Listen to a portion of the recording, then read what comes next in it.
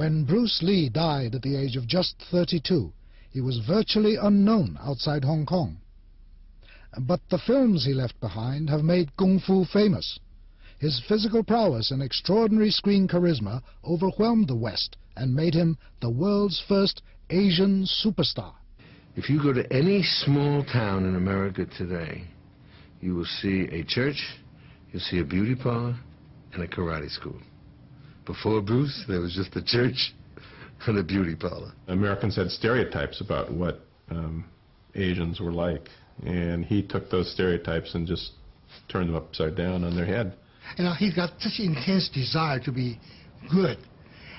He is not a natural athlete in a sense. He's small frame, you know, lightweight, but he becomes a superhuman being sheerly by sheer training.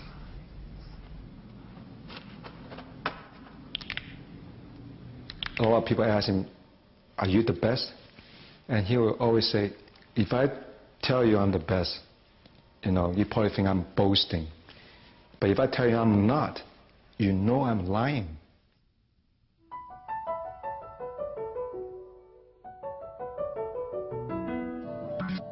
Bruce Lee arrived in America in 1959.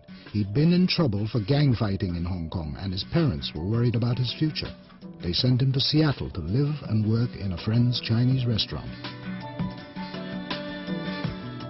Bruce was 18 years old, self-confident and ambitious. He'd spent 5 years training as a martial artist in Hong Kong, and he was already fascinated by Kung Fu's philosophical teachings. In Seattle, he enrolled at the university to study philosophy. He was soon lecturing younger students. Bruce used to come to my high school in Seattle, Washington, Garfield High School, and he used to lecture about Chinese philosophy in the philosophy class. And although I was not in that class, it seemed that the whole school knew when Bruce Lee came to Garfield High. And so we would often stand at the end of the hall and go, ooh, that Bruce Lee guy is here, you know. Bruce set up a martial arts school in a basement in Seattle's Chinatown. In Hong Kong, Kung Fu was only taught to Chinese, but Bruce welcomed all races and backgrounds. His speed was fast enough that you literally couldn't see the hands move, and he had a lot of little tricks he developed, gimmicks to demonstrate that. He would ask you to put a coin in the palm of your hand, and he would be standing 5 feet away, and he would say, now I'm going to take that coin from your hand, but as soon as you see me move, close your hand. And the person would close their hand real fast. He would say, now you have that coin? He'd say, yep. So you think, ah, right, I've beat him, you know. You'd open it. And it's a penny. He had the coin. This supermarket in Seattle is owned by one of Bruce's closest friends, Taki Kimura. He still holds classes in the gym downstairs where he was taught by Bruce. Taki was twice Bruce's age when he became his student. He had suffered years of racial prejudice. A Japanese American, he had been held in an internment camp during the Second World War. He lived in fear of discrimination. Bruce urged him to take pride in his Asian identity. He began to talk to me and say, my God, Camilla, you know, get your hair cut differently. Look at those clothes you're wearing. I mean, they're just, you're just an old man at 36 or 37, whatever I was at that time. But I couldn't help it, you know, but he kept, you know, pumping me up with, you know, things like, you know, you're just as good as me, not any better. You're just as good as anybody else, not any better, not any worse. In the 1960s, Americans still looked down on the Chinese. They were expected to be subservient. But Bruce had a very different vision of himself and his people. He had a sense about himself and his worth, that he wasn't looking for people who were going to discriminate against him or look down upon him for being Chinese. In fact, I think he would have thought that idea absurd.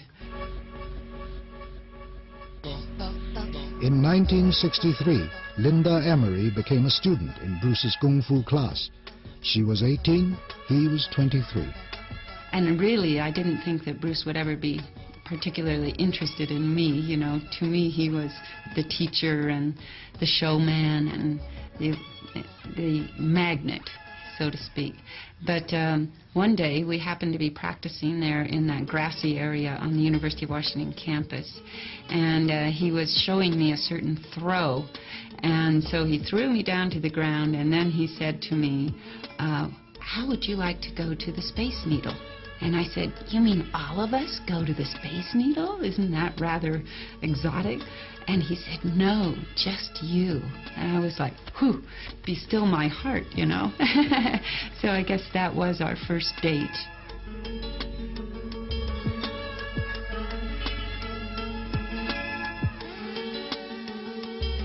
Bruce's reputation as a martial artist was beginning to spread. In 1964, he was invited to California to demonstrate his skills at a major karate tournament.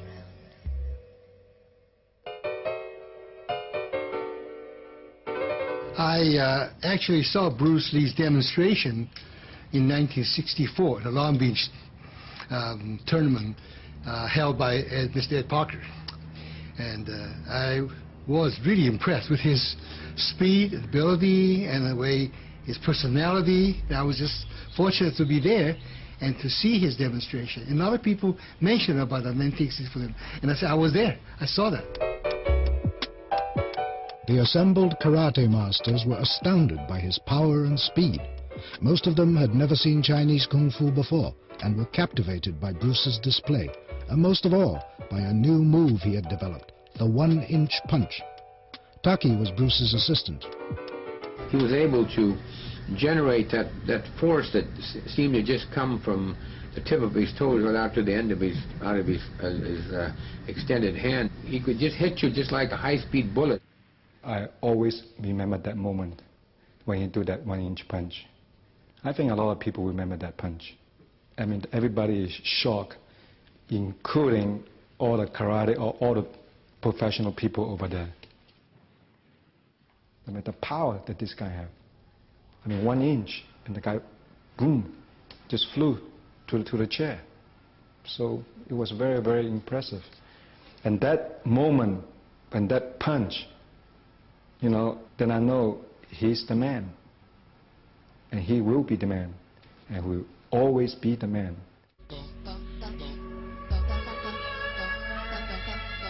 Linda hadn't told her family about her Chinese boyfriend.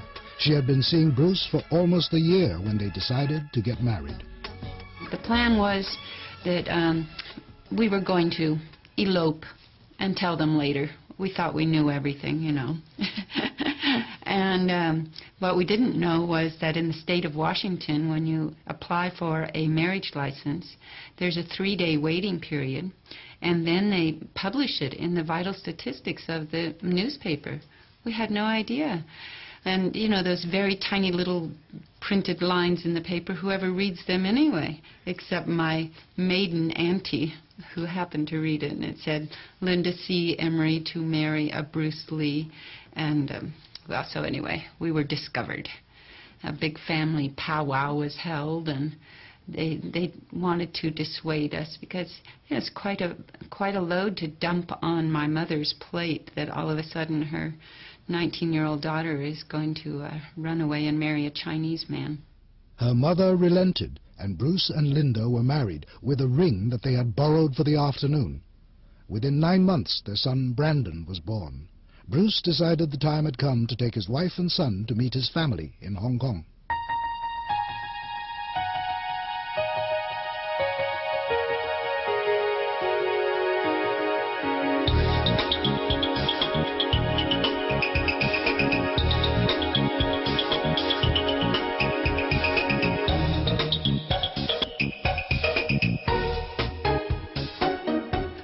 A very exciting city. It really is. It's going all the time. The city is on all the time. And there's very many, you know, people are hurrying here and there all the time. And it certainly is a different culture than Seattle, Washington, where I grew up, you know. But it was very exciting and very exciting to learn about. And I didn't feel like a fish out of water. The family was very accepting of me. I think it was fairly unusual, both in the United States and in Hong Kong at that time, that we were a mixed couple. His family was quite accepting of it, though. You know, his mother had a small percentage of German heritage already. Bruce Lee had been born on November 27, 1940, in San Francisco. His father, a Cantonese opera singer and film actor, was on tour in America when his wife gave birth to their third child. The boy was called Siphon, a girl's name to ward off the evil spirits who might steal away a male child. Later renamed Junfan, which means return again, the doctor on duty nicknamed him Bruce. In Hong Kong, Bruce made his first screen appearance at the age of 3 months in one of his father's films. He was already a successful child actor when he met Tony Liu. 好曳啊，成日整蠱我哋啊，即係當我哋僆仔啊。嗰陣時，我媽咪係黎文，佢就同佢爹哋啊，就好成日一日嗰陣時嘅粵語片咧，一日係3部戲啊、4部戲啊、7部戲都有嘅。咁啊，成日都喺片場就喺埋一齊。咁大家都係一個有陣時佢係小朋友演員，我係小朋友演員，大家就跟住媽咪一齊去玩。咁佢係大哥跟住佢啊，有陣時玩埋一齊啊，做埋一齊啊。但係佢做好多嘢係即係佢都係惡晒㗎啦。咁我哋只不過係跟住佢後邊嘅小流羅靚仔咁樣啦。咁但係嗰陣時我哋已經係好崇拜佢嘅。I went to same school with Bruce, but he's older than me. He's 7 years older than I am. The school is St. Francis Xavier, and at that time I haven't met Bruce, but everybody talk about Bruce Lee because he's a big bully. I always see that he get into fights and he always beat everybody up. Bruce also had a reputation as a dancer. In 1959, he was crowned Hong Kong's Cha-Cha champion, but his first devotion was to Wing Chun, a style of Kung Fu which he studied under the master Yip Man. Kung Fu was never taught to Westerners. It was a Chinese secret weapon. When fellow students discovered that Bruce had a German grandparent, they refused to train with him. But Master Yip Man gave special training to his most promising pupil. Bruce loved to test his skills in real street fights and soon became known to the police as a troublemaker.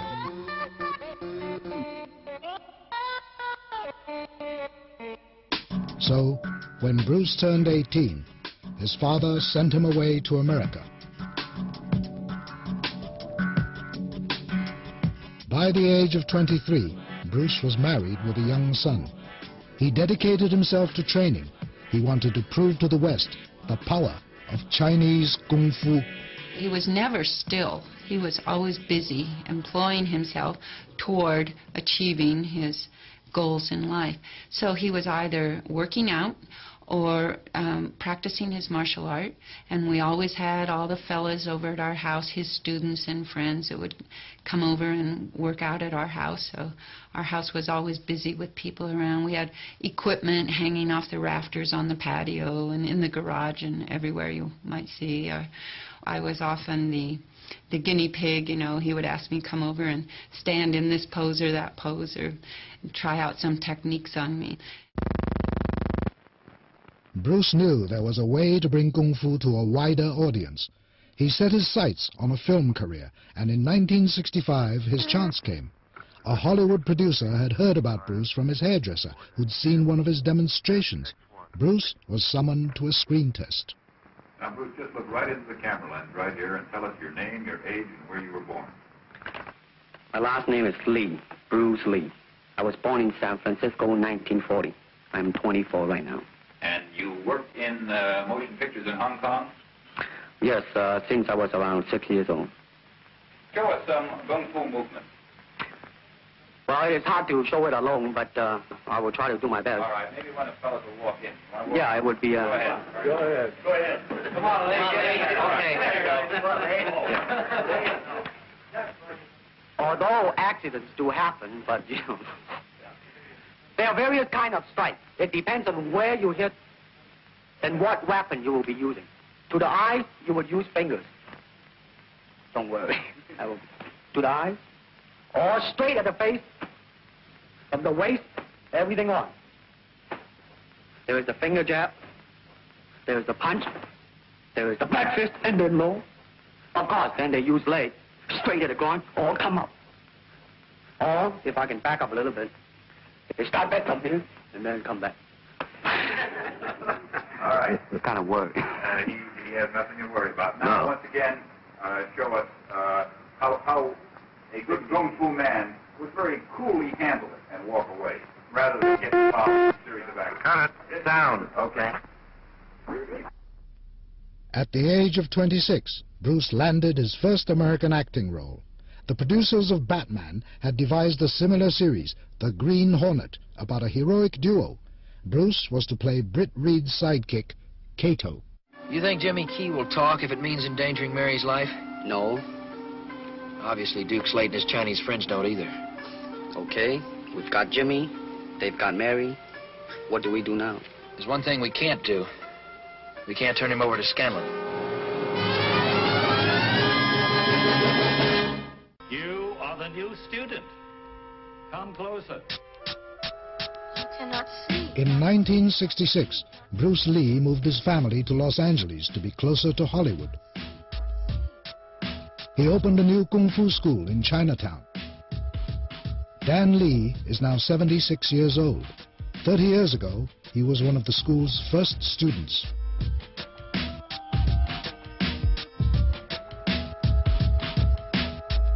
You think I cannot see? Of all things, to live in darkness must be the worst. Fear is the only darkness. The dedication he has or training is just in awe. I couldn't believe it. It's a day from morning to evening. He's systematically training the arm, the legs, this and that.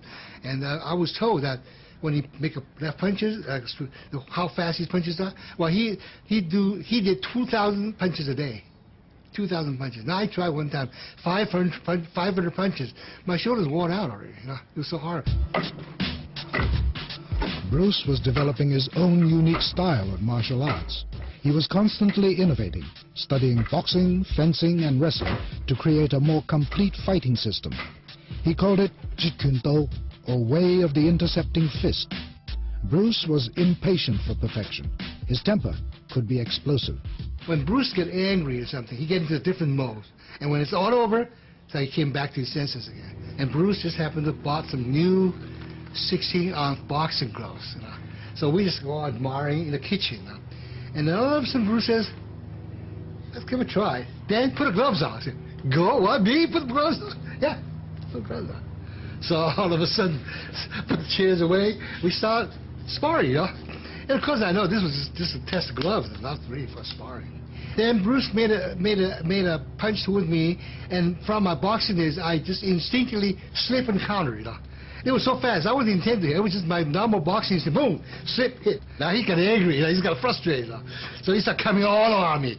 Boom, hitting, punch, you know. And I suddenly realized I'm fighting a monster here. He just keep on chasing me. He hit me, and I was moving back off, and hit the kitchen table, and I was ready to put my hands over there, and I was ready to brace myself. Put my hands up, brace myself. Wow! I punched right in my chin. You know? But the next day, I was doing something, and I yawned. When I yawned, suddenly my jaw locked out.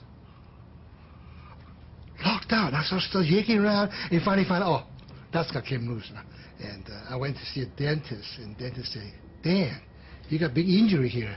There's a little chip or bone chipped off. I said, Bruce Lee gave it to me.